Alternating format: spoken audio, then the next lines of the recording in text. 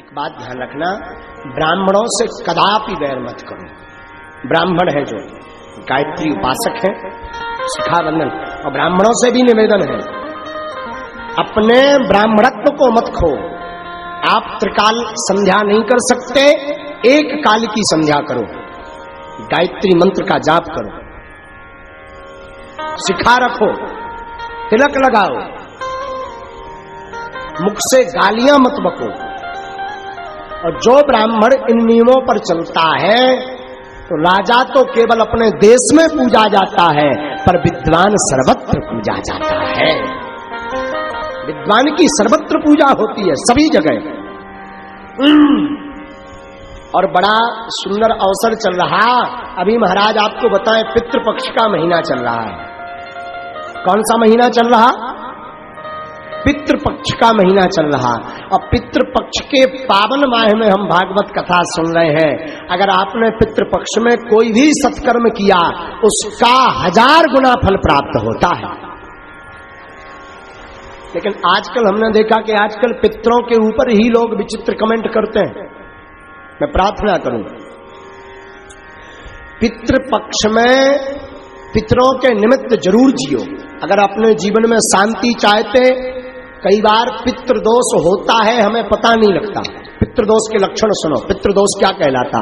पितृदोष का मतलब है पितृ आपके पूर्वज मर जाएं, दादा परदादा दादी नाना नानी चाचा ताऊ मर जाएं और उनका विधिवत संस्कार ना हो या कोई त्रुटि हो जाए तो वो प्रेत योनि में घूमते रहते हैं और अपने वंश वालों को बार बार परेशान करते रहते हैं। कहीं शादी विवाह में रोक लगाएंगे, कहीं सत्कर्म करें सत्कर्म में रोक लगा देंगे, कहीं आपका घर में मंगल होने वाला हो उसमें कुछ अमंगल हो जाएगा, आप आगे नहीं बढ़ पाएंगे। पितृदोष के ये जो है लक्षण है। पहला लक्षण है, अगर पितृदोष लगा आपको तो पितृदोष अगर आपको लगा श्रीमान, तो पहला लक्षण है कि पितृदोष में आपको सबसे ज्यादा मंगल कार्यों में रुकावट आएगी। अब पितृदोष अगर आपको लगा तो आप आगे नहीं बढ़ पाएंगे। पितृदोष अगर आपको लगा तो श्रीमान पितृदोष के कारण आपके घर में निरंतर कलेश रहेगा। कलेश जानते, लड़ाई। अब पितृदोष अगर आपको लगा तो आपके घर में कभी भी धन संपत्ति नहीं रुकेगी। महाराज ये कैसे पता लगे कि ये पितृदोष है? तो सुनिए, बार बार स्वप्न में मरे हुए लोग दिखाई दें या बार बार स्वप्न में पूर्वज दिखाई दें, अथवा बार बार भोजन करते समय भोजन में बाल निकले, सिर का बाल निकले, अथवा बार बार कोई भी प्रयत्न करने से सफलता प्राप्त ना हो, तब समझ जाना चाहिए कि आपके ऊपर पितृदोष है। और पितृदोष की निवृत्ति के लिए जो अभी वर्तमान में पितृपक्ष चल रहा है, ऐसे पितृपक्ष में हर वर्ष पितरों के निमित्त कुछ ना कुछ सत्कर्म करो, भगवत कथा करो, दान करो, ब्राह्मण भोज करवाओ, गरीबों को भोजन करवाओ, गौ को ग्रास खिलाओ। ऐसा करने से और पितरों को याद करने से पितृदोष से मुक्ति हो जाती है। लेकिन आजकल हमने देखा इसे कई जो है कम बुद्धि के लोग, हीन बुद्धि के लोग पितृपक्ष को ही मजाक में ले लेते हैं, कहते ये सब कपोल कल्पना है। मेरी व्यासपीठ से प्रार्थना है श्रीमान, पितृदोष से निवृत्ति चाहिए तो पितृपक्ष में सत्कर्म जरूर करिए, वरना आप एक नहीं 100 मूर्खे हो जाएं। अगर पितृदोष लगा तो जीवन में आप कभी भी सफल नहीं हो सकते। एक बात। दूसरी बात, शायद धोखे से एक बार सफल हो गए। देखो, प्रतिष्ठा प्राप्त कर लेना कठिन नहीं है आज के सोशल मीडिया के जमाने में।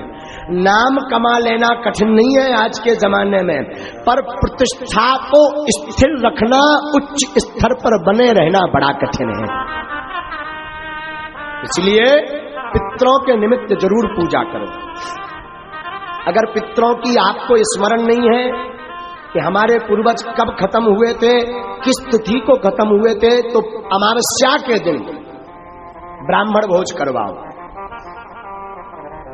भागवत करवाओ, सुंदरकांड का पाठ करवाओ। आपके पास धन नहीं तो सत्यनारायण की कथा सुनो। आपके पास बिल्कुल गरीबी है तो घर पर बैठकर पूरे परिवार सहित भगवान नाम का संकीर्तन गाओ। और ज्यादा गरीब हो, ब्राह्मण भोज नहीं करवा सकते, तो गौ माता के लिए घास लेकर के पितरों के निमित्त गौ माता को घास खिलाए। इससे भी पितृदोष से मुक्ति मिलेगी। और एक बढ़िया उपाय बताएं, पूर्वजों को तो लगभग सब मानते होंगे, शायद पूर्वजों को आप मानते हैं और आपको लगता है कि पितृदोष है और इतना भी नहीं कर सकते, तो पितृपक्ष के 15 दिन पितरों की दिशा है दक्षिण दिशा। पूर्वज कहां निवास करते हैं? दक्षिण में। वैसे तो 15 दिन तक उनको जल दें, 15 दिन तक उनके नाम का दीपक रखें, 15 दिन तक दक्षिण दिशा में उनके नाम का भोजन रखें। लेकिन एक बात बोलूं, अतिशयोक्ति नहीं होगी। जियत पिता को दीनना नीर, मृतक पिता को हलवा खीर।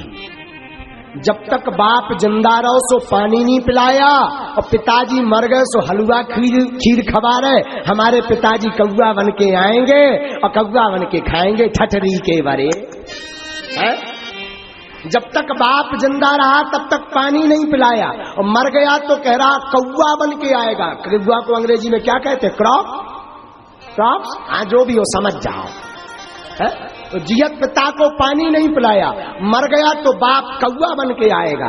और सुनिए, जियत पिता को दंगम दंगा, मृतक पिता पहुंचाए गंगा। जब तक बाप जिंदा रहा तो मारपीट करते रहे, और बाप मर गया सो गंगा जी सपरा रहे ठटरी के बरे।